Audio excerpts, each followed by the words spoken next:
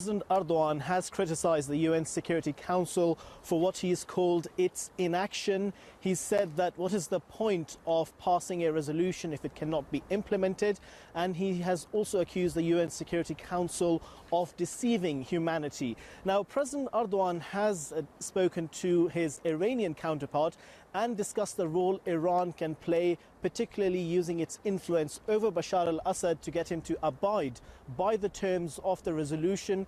And he's also said that it's important that all those who are deputed with ensuring that the ceasefire is implemented play their role. Now, he's also spoken with the Russian president, and again, what the three sides have agreed is that they need to play a constructive role as guarantors to ensure that this ceasefire is observed.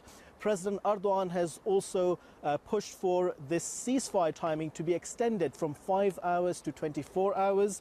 And there are a number of other developments that will be taking place. For example, in the first week of next month is going to be the trilateral summit that has been called in Istanbul, in which Turkey, Russia and Iran will be discussing the situation.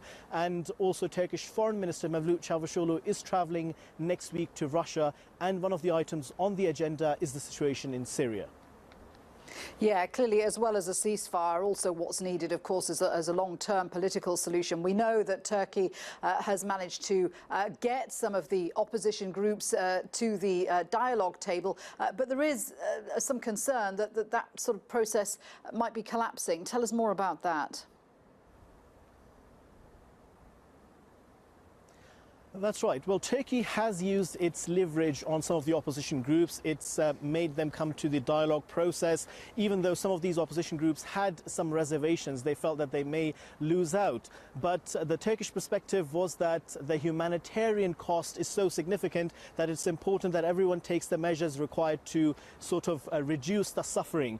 Now, those opposition groups are now saying that they have been abiding by the agreements of the ceasefire, but Bashar al-Assad has been constantly violating them, and that also the two out of the three guarantors, the opposition groups say, have not been instrumental in upholding peace and ensuring that the ceasefire is abided by. Now, furthermore, some of the Turkish officials here in Ankara are telling us that many of the diplomats here in Ankara have been saying in private gatherings that they increasingly are convinced that Bashar al-Assad is using this process to try and gain further hold on power.